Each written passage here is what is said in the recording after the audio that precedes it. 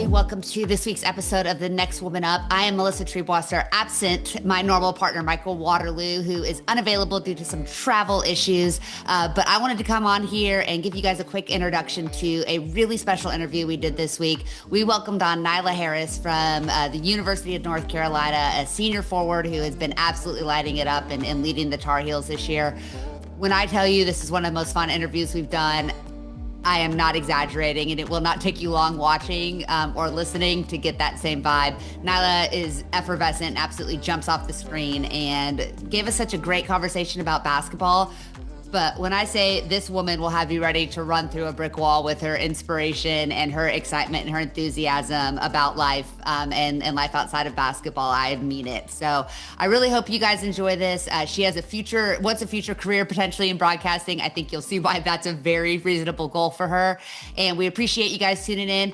We hope to have a second special episode for you this week as well. So be on the lookout for that. Thank you all for liking, subscribing, listening, rating, reviewing, all of the things. We hope you'll continue to do so. And feel free to hit Michael on Blue Sky or hit me up on X, Twitter.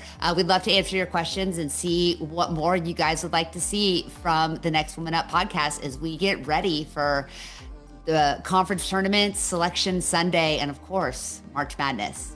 All right, let's turn it over to Nyla Harris. And now joining the Next Woman Up is a senior forward who is having a career year on both sides of the ball. Once a Cardinal, now a Tar Heel, and always a member of the 1,000-Point Club. Welcome to the program, Nyla Harris. Nyla, thank you so much for joining us. Hi, thank you guys so much for having me. Yeah, absolutely. And we are recording this a day after you kind of hit the 1,000-Point Club with a big win with UNC over Georgia Tech. So before we start, just want to say congrats on that. That's a heck of an accomplishment. Thank you so much. Thank you. Yeah, I think I didn't realize how big of a deal it was until it happened, and people are telling me that's like a huge accomplishment. Not everybody gets to get that, and finally realizing that, I'm super thankful. So awesome. Awesome. Yeah, quite an accomplishment. And, it's also an accomplishment, too, being able to play at two great schools like you have and with Louisville and then transferring to UNC. And yeah. I've heard you speak in different interviews about going to UNC and the decision, how it was a big family feeling that you kind of had that kind of sold you on it. So how's that feeling that you had on your visit carried over to your first year there in Chapel Hill? Yeah, actually, Carolina was actually my only visit during the portal time. So this is it, one-stop shop. But I think what made it really easy for me was definitely the players, the staff, how they welcomed me, how they made me feel like, we need you to be here. We need the type of player that you are, whatever you bring to this team, we need it. And I think coming from a team like Louisville, where I kind of felt like I was missing that, it was easy for me to think, okay, like they know what they want. They're not sugarcoating anything. It's so upfront and honest. Coach Banghart, the enthusiasm she had, the passion she had behind wanting me to come, it just really all made sense. And I think also with the window being so small, it was like, what other school am I going to go to in the middle of like 2 weeks? Like I was like, I don't know what I'm gonna do. And something in my heart, God was telling me, this is it, Nyla. This is where you need to go. I was praying on it for a long time, and he just made it a smooth transition for me. It's for some reason, like this school, like when I took the visit and everything, it was like, this is it. Like, go ahead and commit, like whatever you need to do. And I think I made their decision even easier because I said yes as soon as we had our little meeting with Coach Banghart. Well, I'll tell you, as someone who spent a little bit of time on that campus, I can see how you would get there and fall in love with it pretty quickly. Right? It is an easy sell out there in Chapel Hill. So It is. I was out there in September for the TCU UNC game, and it just reminded me what an awesome place that is to be, especially in the fall. Yes. You talked about the easy transition, how you immediately knew, but you also felt a void for the Tar Heels coming in. With the graduation of Alyssa Utsby, did they talk about you kind of being kind of the person to take on that load, in all aspects of your game? Yeah, they definitely did. I think me Alyssa are both two great players, bring two different things to the table. We do kind of the same things, but I think we all both have something stronger we do that the other might do a little bit different than the other. So it makes both of us really unique. And I think like coming in, of course, that was the biggest thing, right? Filling Alyssa's role. And I think one thing that Coach Bainhart did tell me is like, I want you to come here to be you, not to be what Alyssa was for us, but to be what Nyla is for this team. And after her really having that conversation with me, I brought more leadership. I brought things that, they kind of were missing as well when Alyssa and Maria and all of them were here. Um, and I think just the reassurance was the biggest thing. Like, of course, I knew I was feeling such a big role because Alyssa's a great player. Just having her as a mentor as well, like constantly reminding me, like, look, I don't want you to come to UNC to try to fill the shoes that I left and try to do everything. Like, no, be the player that you are, and everything else will be taken care of. And having that reassurance at an earlier time that I came in, it made my transition easier because I wasn't trying to be something that I'm not. I was really just trying to be the best version of myself, and just constantly having that reminder was just key, honestly. Just from staff, from players, everybody. So, yeah. And you are having like you are doing you. We talked about the introduction here that you're having the best season on both sides of the ball. Everybody likes to focus on offense. Here we love to talk about defense a little bit. And whenever I look at your film, your defensive numbers, your metrics, they just kind of pop off the page there, Nyla. Was that an emphasis for you to kind of grow your game? Or does that more have to do with the UNC culture thing, or a little bit of a kind of both of them there? No, yeah, I think coming from Louisville, that was like we're a heavily defensive team. I was on the my freshman year, I was on the team with Mikasa Robinson, Haley Van Lith, Olivia Cochran, all the vets, 25 and up, right? I literally was in a defensive storm, to be honest. Like I had to have the defensive metrics to an all-time high if I wanted to play. I had to be able to defend the way they defended to where it wasn't like an obvious, like if you messed up, like like you're a freshman, like it was like I was learning very fast. And so learning the defensive mechanisms that I learned at Louisville really helped me bring those here to UNC. And of course, UNC is a great defensive team. We all know that. Louisville and UNC are probably the top best defensive teams in the conference. And I think when I transitioned here, it wasn't much that I needed to learn because at Louisville, that is a primary focus. Like defense first, offense second. And coming here, it's kind of the same thing, but I think we have a better offensive team than last year's team. So I think just bringing those defensive pointers that I learned at Louisville made my transition easier. So I think the things that I'm doing now, I would honestly say is really natural. I think more for me, it's confidence. It's just playing my game. It's just feeding off of players like India Navarre, who's getting constant steals and is in the gaps. Like seeing players like that, it fuels the whole entire team. And when you have that, the whole entire team does it all. And I think that is like what I've leveled up with my game is watching other players and how they're getting stops and not, letting them just do it, but the whole team do it, if that makes sense. Yeah, absolutely. You mentioned that as a freshman, you played with Haley Van Lith and talked about the defensive intensity. I covered Yeah. her last year at TCU, and so I saw her in practice. What was that like? I can imagine as a freshman, the intensity she brings. Do you have a story, or was there kind of like a welcome to college basketball moment with her? Um, I mean, my only welcome to college basketball moment was like how she was just in the gym, like every single day, like 6 a.m., 8 p.m. It didn't matter. She was in the gym, and I think like she was the closest like Mamba mentality player I've ever seen in real life, and to have that at such a young age and seeing that was like an inspiration because it made me see what it really takes to be really good at this level because you can be good. You can be decent, but like to be really good, you have to separate yourself. You have to do something different. And I think her work ethic was something that I picked up on. And I would say a welcome to college moment would be just how fearless she was. Like she would go hard every single play. She wouldn't give up. And just seeing that in real life, it makes you like look at your inner self and is like, can I be like that? And having a mentor like that at again at such a young age, it really let me pick up on those, tactics that certain players kind of don't gain until maybe their senior year. They're like, oh shoot, like I need to like work harder. I need to do things that are, different. I need to bring something different to the table where it's like it's a natural habit. You've had that as a mentorship for so long in your career that you're already sticking out. So when your senior year comes, it's not like you're taking a detour because it's something that you always have been doing. Does that make sense? Yeah, absolutely. I think you hear a lot about, and I'm a high school coach too. So I know like a lot of these kids think I want to play in college. I'm a gym rat. I'm always in the gym. But when you see those players that go to D1, the Yeah. difference it is to get to that level. And I mean, every time I showed up at TCU, Haley was in a gym somewhere with the basketball. It was Yeah. wild. You talk about wanting to make the most of those opportunities. And as you Yeah. kind of look at this season at UNC, you guys got off to a little bit of an up and down start, right? And I think we Yeah. see that a lot in the portal era too. It takes some time to kind of find your flow as you guys get into the meat of that conference tournament or conference season and start looking ahead to the ACC tournament. What do Yeah. you think there's something that you guys need to do as a team to kind of maximize your potential and reach your goals? Yeah. Okay, hold on, sorry, 1 second. I think the biggest thing in order for us to reach goals is just getting better every single day. I think like it's easy to say right now, like Audie Crick said it best. The best teams and the most you want to be a monster in March. Like this right now, it does not matter. Like I'm not paying attention to no rankings. I'm not paying attention to how other teams are doing. I'm focusing on my team and how we can be better to where when March comes, we've like hit the peak that we're supposed to hit as a new team. And I think the one thing that I did just now starting to realize is we're a young team. Like average age is like 20 years old, like 19. We're the youngest team, probably second youngest team in the country.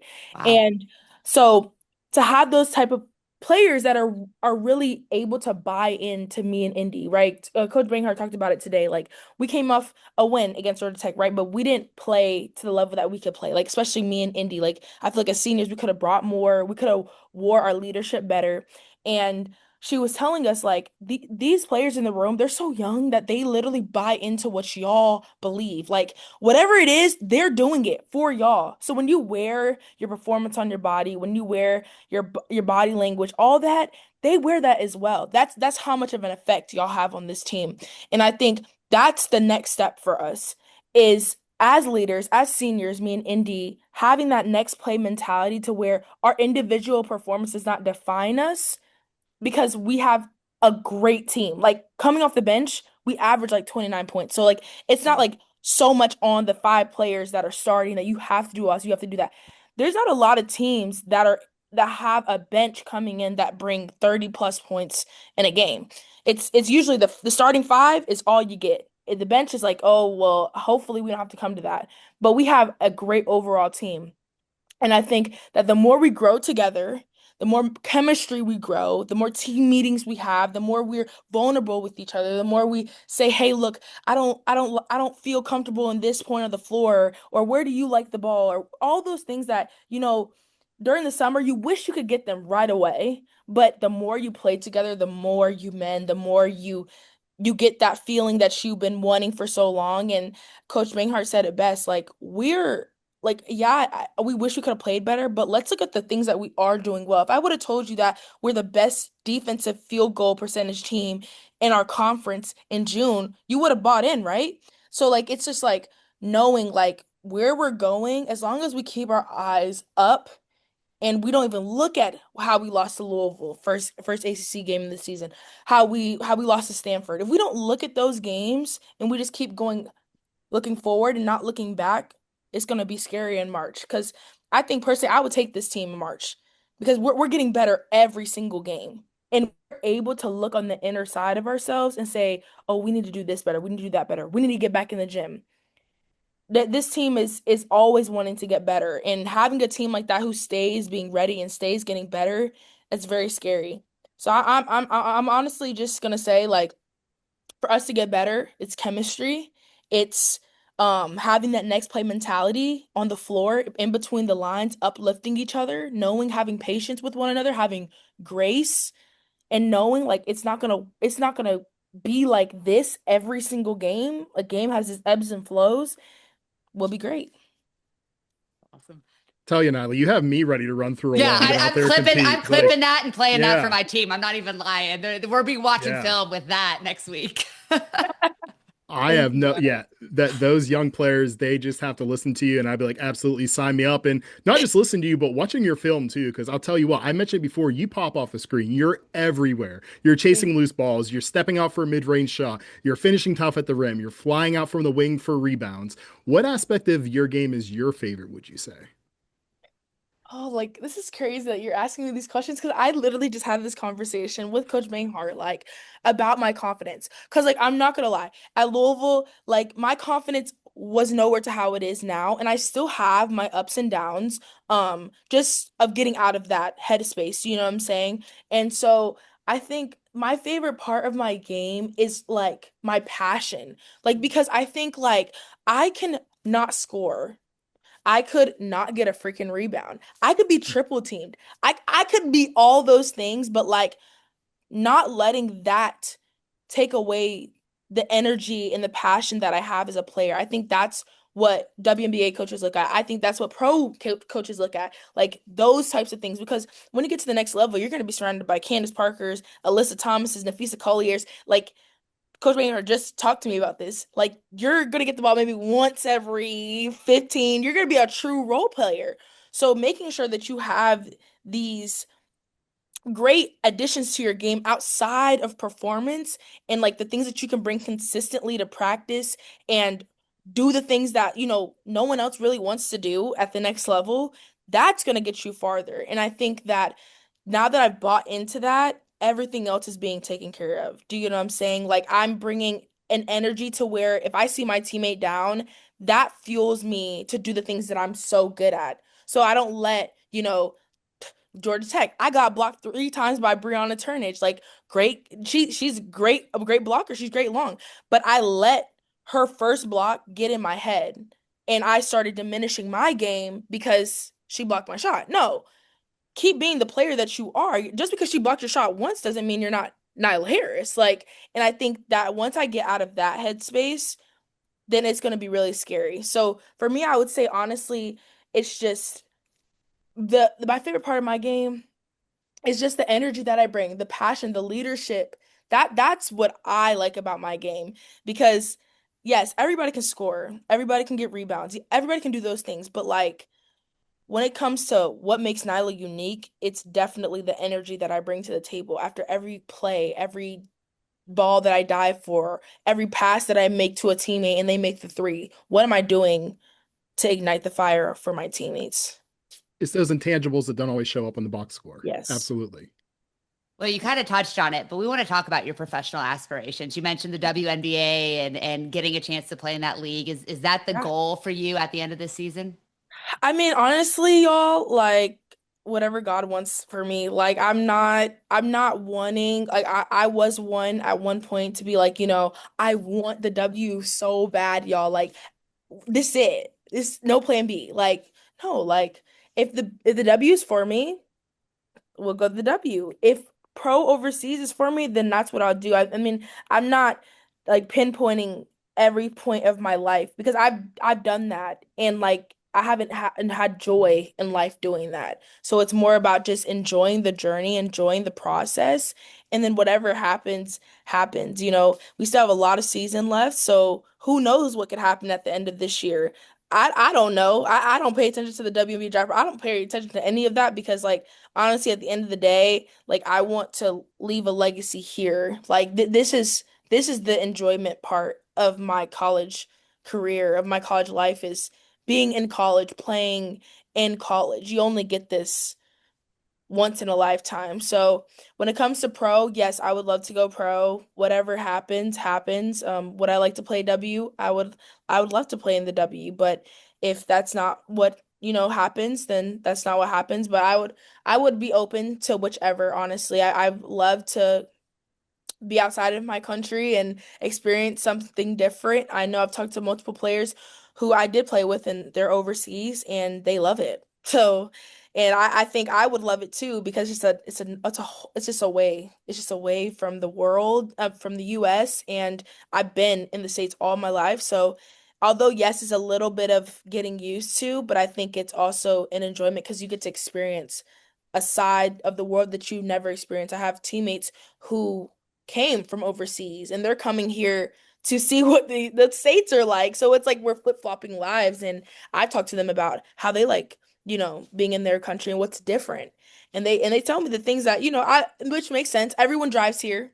And and he's from Finland, where majority of people walk and ride their bicycles and sit at the coffee shops and drink their, like, it's just like you're living in a movie. And it's like I've never experienced life like that. Maybe I would like to just go straight overseas, but I'm totally open. I'll definitely enter the draft and see what happens. But regardless, life is great, you know?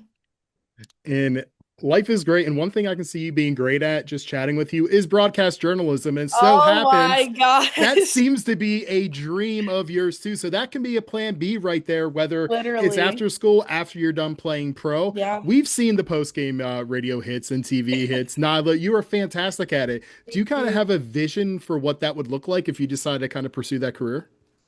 Yeah, I'm pretty sure y'all know Taylor Rooks. So Mhm. like I love how she has used the platform, and of course she started in the broadcast sports analyst side, but how she's like made her own thing in it, if that makes sense. She had her own show, then she ends up being on NBA TV, and now she's like a celebrity basically. But like kind of that, like I want to have freedom within it. Like I don't want to just like have to be like an anchor for everything. Like if I have the creativity to start my own show, because of course, Taylor Rooks is gonna do as long as she can, but she's gonna have to have a replacement. So, but I think like just having my own creativity to it, because I think I'm a very creative person and I like to bring something different that doesn't really always happen. So I think yes, I would love to start out as a broadcaster, an anchor, um, but then eventually have my own podcast, maybe my own show,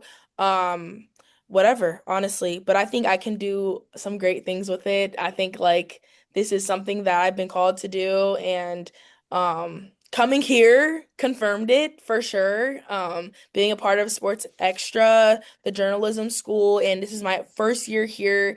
No like some experience, but like no really experience in journalism for years, like, and they're already, saying like, wow, you could actually have some potential in this, really shows that, it's a natural thing for me. So I would definitely be open to that. That is, listen here, that's why I've been saying, like, I love basketball from the bottom of my heart, but I know I can do other things, with my life.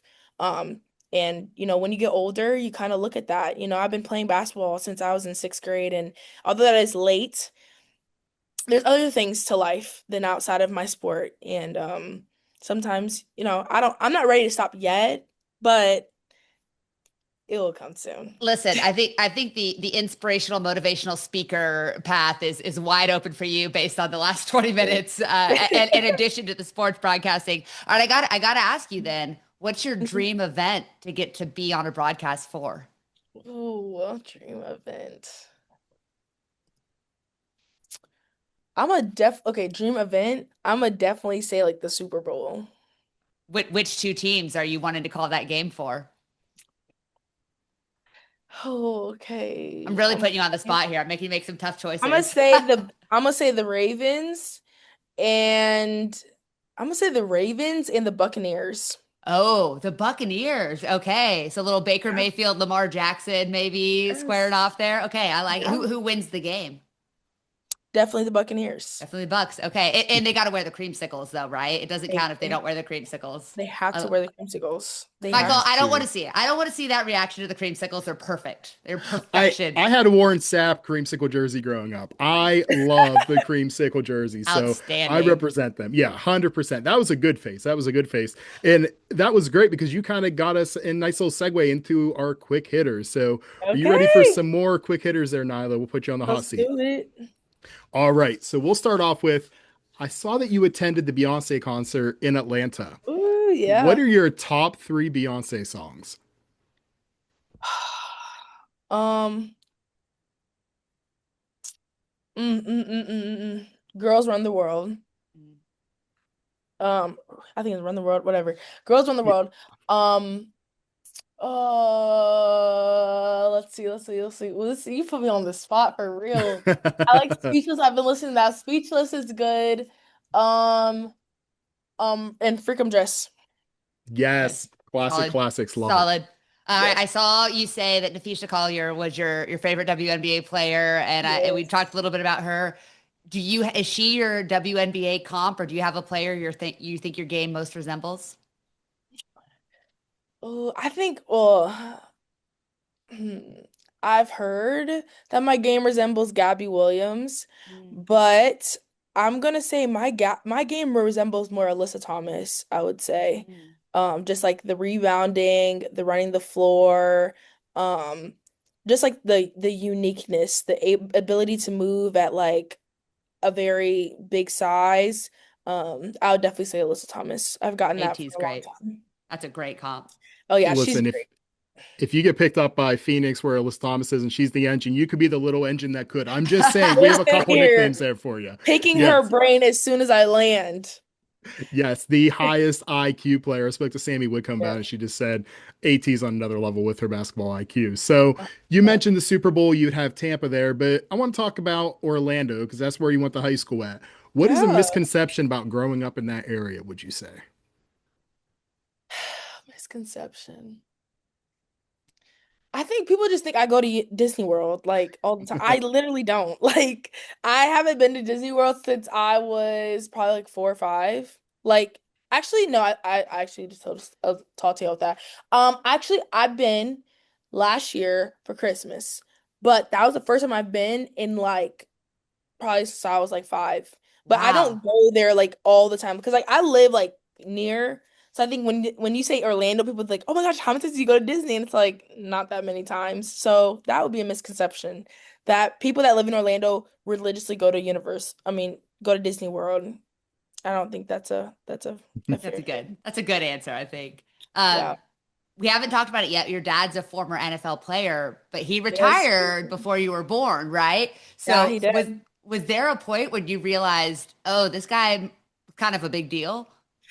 Yeah, actually, so like what's crazy is like I knew my dad was good, but like I one day just like looked him up because like I told someone that he played in the NFL and like I people have found out that I haven't told them like why'd you tell me? I'm just like because like my dad like I don't really brag about that, you know?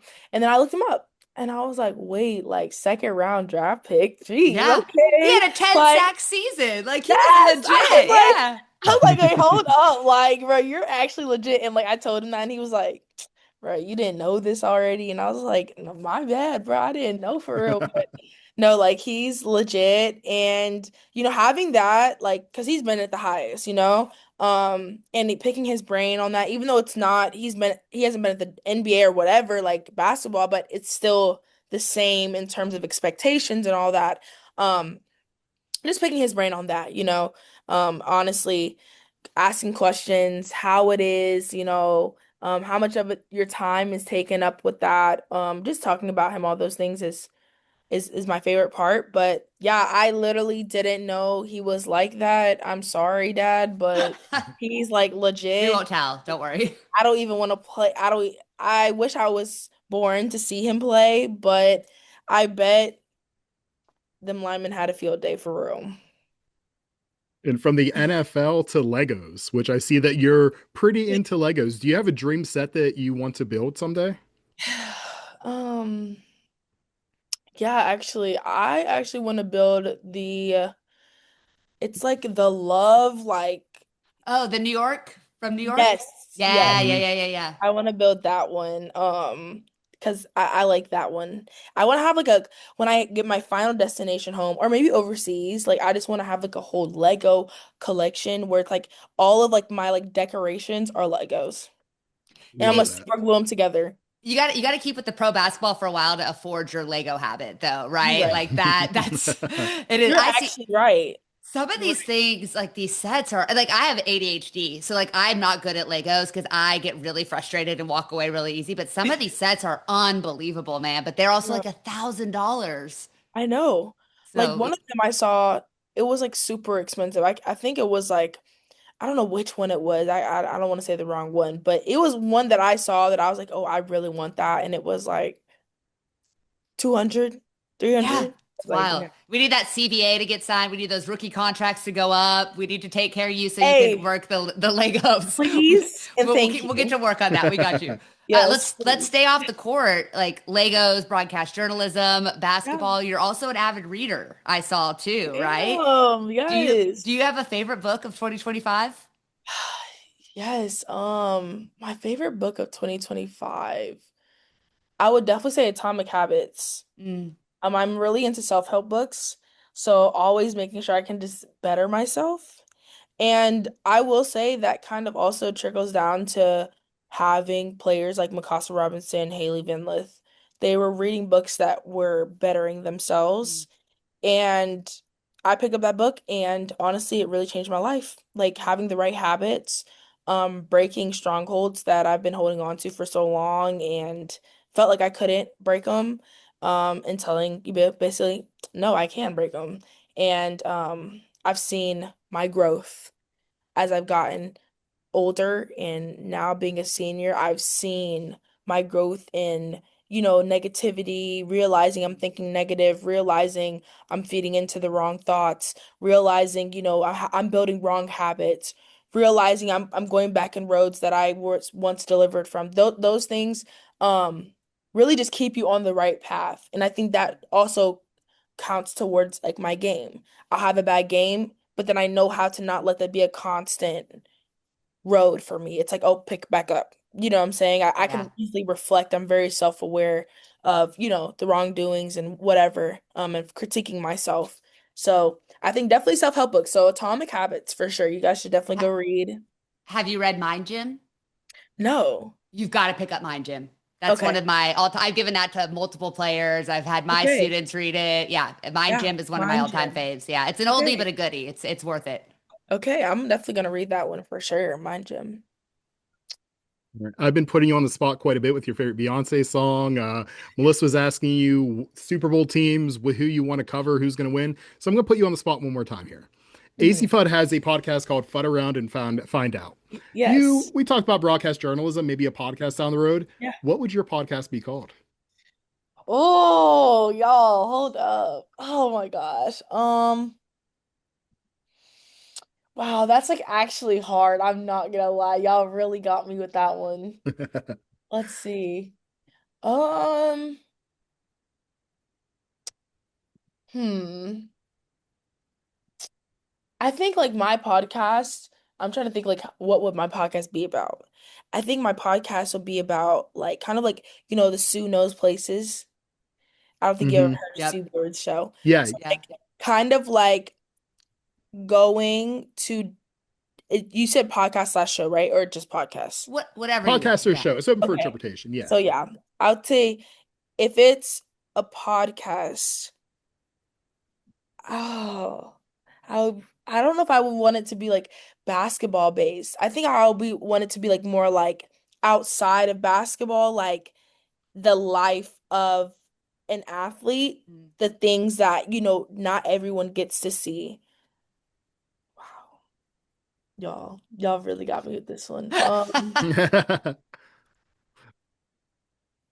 Well, we have the Like topic. If you can, oh, deep go ahead. thoughts, like Deep deep thoughts. thoughts Thoughts. I like it. with Nyla, maybe? I don't know. Wait, what are Like y'all gonna say? behind the curtain with Nyla, Wait, like or that's actually really good. you can write. You can add that Yeah. one. I'm gonna let you have it. You can write it. Behind the curtain with Yeah, Nyla. I've I given you. actually I've given you a yeah, book and I've given you a podcast name. I feel like taking the. notes. There we go. Behind the curtain and Mind Gym. All right, to start off your first podcast, I'm gonna tell you you're gonna lead with your favorite quote from either Coach Banghart or Coach Walls. What quote is coming out first? From Coach Banghart, I'm definitely gonna say that version of Harris. That is a quote. That is a quote by her. And That's your Wall, podcast name. That That version of version of Harris. Harris. that version of That's the Harris. podcast name. And Walls, wow, Walls used to say some funny stuff, bro. He's a character. He's not real. Um, my grandma could guard that. Like Perfect. cute, like my grandma can guard that. That's Or got to like be someone's podcast name too. That's a great. my grandma can guard that. Literally, like that's something walls would say all the time. That's So awesome. yeah. All right, Nyla, and we're going to get you out of here with this one. It's a little game that I invented called Nyla This or Nyla That, about Nyla Harris or Nyla Brooks. Of course, we know there is freshman Nyla Brooks on your team as well. So Yes. you just need to tell me if it's you or Nyla Brooks for this. Who are you Okay. trusting more with the aux cord? Nyla Harris. Nyla Harris. And whose fashion would you say is better? Nyla Harris. Okay, and who's more likely to tell the joke that cracks up the locker room? Nyla Brooks. 100%. She had to win one. You had to give her one. Yes. And I was looking before the season, and somebody asked your coach, you have two Nylas on the team. What are your nicknames? At the time, she just said Harris and Brooks. So I need to know, have any nicknames been decided yet? And if so, who has the better nickname? No nickname really has been made up yet. It's just Harris and Brooks for real and Nyla squared together. So the best one is Nyla squared. Awesome. Love that. We didn't have to throw in a tiebreaker then. That is Nyla perfect. squared. All right, Nyla, thank you so much for joining us. You're a pleasure to talk to. Like I said, I'm going to go play some Eye of the Tiger right now and just get fired up after speaking to you. This Thank was you, a blast. We can't wait to watch the rest of your season and whatever life has in store for you. And we will be listening, download, and subscribing wherever that podcast is released. Thank you in. guys. I'll be getting Atomic Habits on the Kindle for my snow in weekend too. I got you. Yes, Kindles. Yes. All right. Thank you you so guys much, so Nyla. much. Thank you.